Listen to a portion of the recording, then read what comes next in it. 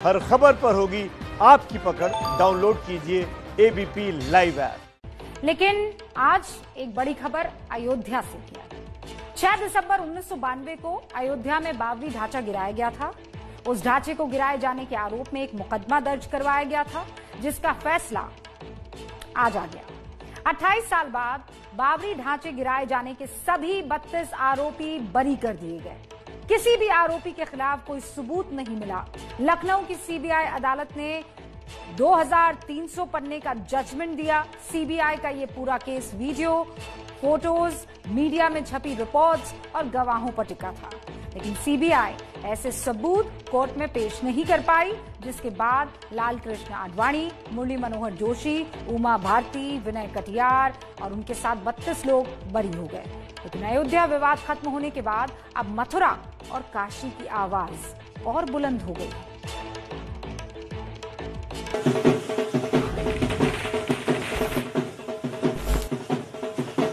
जब ये समाचार सुना,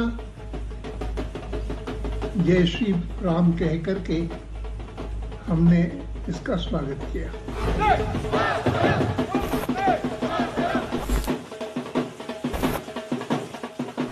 इस अवसर पर मैं तो एक ही बात कहूँगा कि जय जय श्री राम और सबको सन्मति दे भगवान।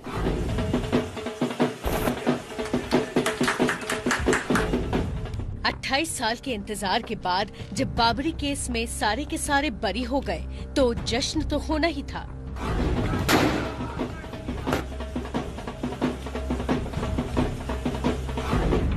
खासतौर से लाल कृष्ण आडवाणी के लिए आज का दिन बेहद अहम था, क्योंकि बाबरी ढांचे को गिराने के जिस आरोप ने कभी उनकी राजनीति को चमकाया था, वही आरोप पिछले एक दशक में उनके खिलाफ इस्तेमाल होने लगा था। ये जरूर है कि ये फैसला आते आते इतनी देर हो चुकी है कि अब आडवाणी को इसका कोई राजनीतिक फायदा मिले इसकी उम्मीद कम है, लेकिन आडवाणी फिर भी खुश है। स्पेशल कोर्ट का आज का जो निर्णय हुआ है वह अत्यंत महत्वपूर्ण है और हम सब के लिए बहुत खुशी का प्रसंग है। जब ये समाचार सुना, जय श्री राम कह करके हमने इसका स्वागत किया। बाकी आरोपियों की तरह आडवाणी कोर्ट रूम में नहीं गए थे, वो वीडियो कॉन्फ्रेंसिंग के जरिए कोर्ट की कार्यवाही का हिस्सा बने।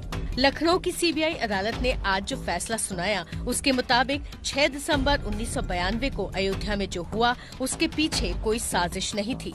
यानी आडवाणी, मुरली मनोहर जोशी, उमा भारती, विनय कटियार, कल्याण सिंह, साध्वी रितंभरा और साक्षी महाराज जैसे लोग पूरी तरह बेदाग हैं।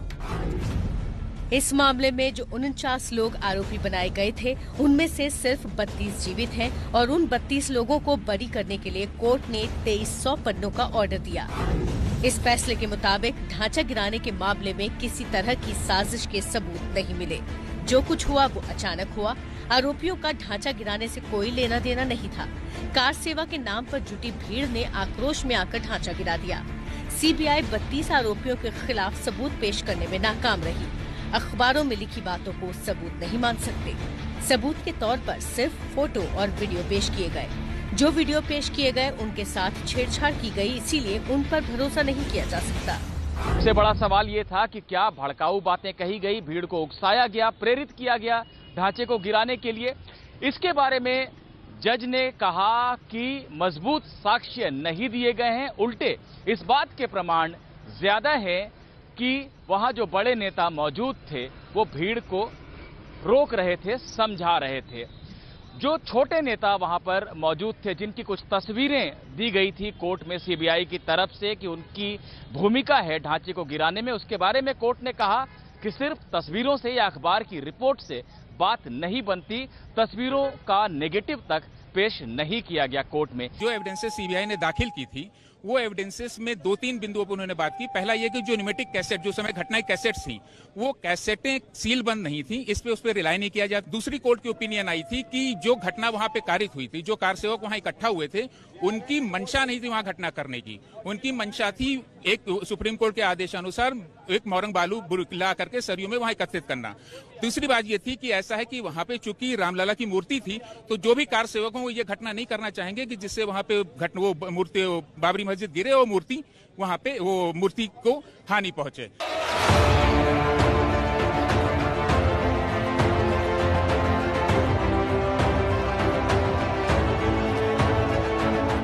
कोर्ट के मुताबिक 6 दिसंबर 1992 की घटना के लिए कुछ अज्ञात लोग जिम्मेदार हैं, जिन्होंने बिना किसी साजिश के ढांचा गिराया।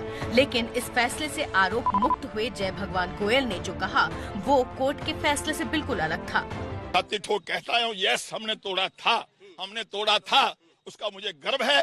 अगर 6 दिसंबर 1992 को हम ढांचा ना गिराते तो राम मंदिर कैसे बन पाता। पूरा एजेंडा था कि बचना नहीं चाहिए, बचना टूटना ही चाहिए, ये हमारा भाव था। और भाव के साथ साथ हनुमान जी की कृपा हुई, हजारों की संख्या में, लाखों की संख्या में लोग वहां पहुंचे। हर एक कार सेवक के अंदर स्वयं हनुमान जी आगे थे।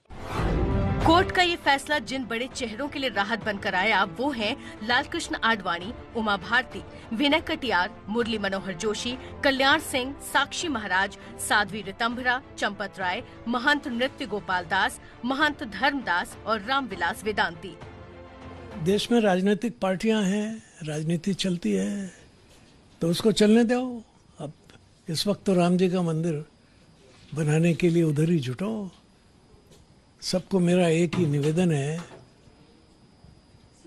कि अब ये निर्णय आ गया है और इस विवाद का पटाक्षेप होना चाहिए।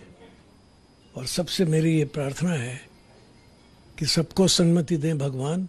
जय श्री राम, जय श्री राम। कांग्रेस की साजिश थी, एफआईआर दर्ज करने में कांग्रेस की साजिश थी। 28 साल पहले एफआईआर दर्ज की गई और 28 साल बाद स्थिति हो गई, खोदा पहाड़, निकली चूहिया, मरी हुई, यहाँ तो चूहिया भी नहीं निकली। न्यायालय ने साक्ष्यों को देखा और खंगाला, परखा। 28 साल लगातार ये प्रक्रिया चली है, तो आज जो निर्णय आया है उससे दूध का दूध, पानी का पानी हो गया। इस फैसले के साथ अयोध्या के वो दोनों मामले अब खत्म हो चुके हैं, जिन्हें लेकर लंबी अदालती लड़ाई चली। पिछले महीने ही अयोध्या में राम मंदिर के निर्माण के लिए शिलान्यास हुआ है। अब बाबरी केस में आरोप मुक्त हुए बीजेपी नेता मथुरा काशी की आवाज उठाने में जुट गए हैं कि हम तो बहुत दिनों से चिल्ला रहे हैं कि तीन हमारे तीन एजेंडे में थे। जो प्रस्ताव पास किया था तो उसमें मथुरा, काशी और अयोध्या ये था। अब एक अयोध्या मुक्त हो गई, काम जारी है। काशी और मथुरा में कोई ज्यादा काम नहीं है, थोड़ा बहुत काम है। हालांकि फैसले पर राजनीति भी शुरू हो गई है। कांग्रेस ने सीबीआई अदालत के फैसले को सुप्रीम कोर्ट के फैसले के खिलाफ बताया, तो ओवैसी ने इसे काला दिन कहा। आज का ये फैसला सीबीआई कोर्ट का भारत की अदालत की तारीख का एक काला दिन है। हालांकि इतिहास की बात करें तो बाबरी केस का ये फैसला उसी सितंबर के महीने में आया है, जिस सितंबर में आज से 30 साल पहले लालकृष्ण आडवाणी ने सोमनाथ से अयोध्या की यात्रा शुरू की थी। आज ये फैसला आने के साथ ही आडवाणी ने जय श्री राम कहा और संयोग देखिए कि आज ही शाम को आडवाणी सोमनाथ ट्रस्ट की बैठक में शामिल हुए, जहां से जय सोमनाथ का नारा दिया गया। जब ये समाचार सुना, जय श्री राम कह करके हमने इसका स्वागत किया। तो कुल मिलाकर मस्जिद और मंदिर के नाम पर राजनीति जो राम मंदिर के बनने से खत्म हो जानी चाहिए थी, लग रहा है जैसे वहीं से शुरू हो रही है।